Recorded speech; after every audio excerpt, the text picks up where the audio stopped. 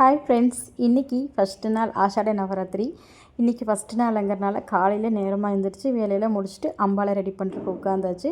ஒரு பவுலில் பார்த்திங்கன்னா கொஞ்சம் கஸ்தூரி மஞ்சளும் ஜவ்வாதும் எடுத்து ஒரு கிளாத் வச்சு நீட்டாக அம்பாளோட படத்தை ஃபுல்லாக நல்லா தொடச்சி எடுத்துகிட்டு அப்புறம் பொட்டெல்லாம் வைக்க ஆரம்பிச்சிடலான்னு சொல்லிட்டு, இந்த மாதிரி அரகஜா இல்லை புனுகு ஏதாவது உங்கள்கிட்ட இருக்குது அப்படின்னா அதில் ஃபஸ்ட்டு வச்சுக்கோங்க. அதுக்கு மேலே சந்தன குங்குமம் வைக்க ஆரம்பிங்க.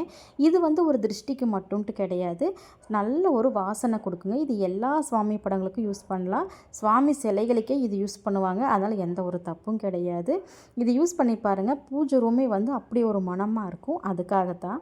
அதுக்கப்புறமா ஒன் பை ஒன்னாக எல்லாம் அடுக்க ஆரம்பித்து அரேஞ்ச் பண்ணி வச்சிடலான்னு பண்ண ஆரம்பிச்சிட்டேன். நேற்றுக்கு பார்த்திங்கன்னா சங்கல்பமெல்லாம் கோவிலில் போய் பண்ணிட்டு வந்தாச்சு. நேற்று மருதமலை போயிருந்தனால என்னால் வீடியோவும் போட முடியல. அதனால தாங்க. அதுக்கப்புறமா ஒரு பவுலில் மஞ்சள், ஜவ்வாது, கொஞ்சம் பன்னீர் அந்த ஒரு வெள்ளை நூலில் சேர்த்திட்டு வாராகி அம்மனுக்கு மஞ்சள் விரலி மஞ்சள் மாலை கட்டி போட்டுடலாம் அப்படின்னு சொல்லிங்க. எப்போவுமே நான் விரலி மஞ்சள் ஒரு பவுலில் தான் வச்சுருப்பேன். சரி இன்றைக்கி கட்டி போடலாம் அப்படின்னு சொல்லிட்டு ஒத்தப்படையில் கட்டுங்க. ஒத்தப்படையில் நான் இந்த நவராத்திரிக்கு அப்படிங்கிறதுனால 9ங்கிற கணக்கு வச்சு ஒத்தப்படையில் தான் கட்டியிருந்தேன். கட்டி இந்த மாதிரி நீட்டாக போட்டுக்கோங்க. அதுக்கப்புறமா இனியொரு பவுலில் எனி டைமும் இருக்கிற மாதிரி கிட்டவே இருக்கிற மாதிரி கொஞ்சம் நவதானியம் வச்சுக்கிட்டேன். இனியொரு பவுலில் சிட்டி காஜல் போட்டு வச்சுட்டேன். எப்போவுமே வளையல் மாலை நான் போட்டே விட்டுருப்பேன் அம்மனுக்கு. அதை எடுத்துகிட்டு புது வளையல் அந்த பவுலில் போட்டு வச்சேன். பிரசாதத்துக்கு பார்த்திங்க அப்படின்னா சக்கரை பொங்கல் தான் பண்ணியிருந்தேன். ஃபஸ்ட்டு நாள் இல்லையா, அதனால் சக்கரை பொங்கல் பண்ணிக்கலாம் அப்படின்னு. ஏன்னா வீட்டில் சுவாமிக்கு படைச்சிட்டு மதிய பூஜைக்கே கோவிலில் கொண்டு போய் கொடுக்கலான்னு சொல்லி செய்ய ஆரம்பிச்சுட்டு எடுத்தும் வச்சுட்டேன். பூஜையும் பண்ண ஸ்டார்ட் பண்ணியாச்சு. நான் 2 தாமரை விளக்கு வாங்கி வச்சுருந்தேங்க. ஆஷாட நவராத்திரிக்கு நான் எதுவுமே புதுசு எதுவுமே வாங்கலை.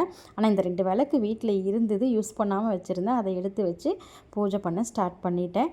அதுக்கப்புறமா பார்த்திங்கன்னா இன்றைக்கி ஃபஸ்ட்டு நாள் மகாவாராகி. நீங்கள் பூஜை பண்ணுறீங்கன்னா மகாவாராகி தாயேன்னு போற்றி அப்படின்னு சொல்லி பூஜைகள் பண்ணிக்கோங்க. நாளையிலிருந்து ஒவ்வொரு நாளும் ஒவ்வொரு வாராகி அம்மன், அந்த அம்மனோட பேரை சொல்லியே நம்ம பூஜைகள் பண்ணிக்கலாம். என்னோடய பூஜையில் நிறைவாக முடிஞ்சதுங்க.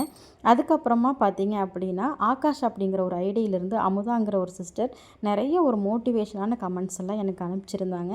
அவங்க கமெண்ட்ஸுக்கெல்லாம் பதில் சொல்லணுன்னு தான் இருக்கிறேங்க. லாங் வீடியோவில் சொல்லலாம் அப்படின்னு.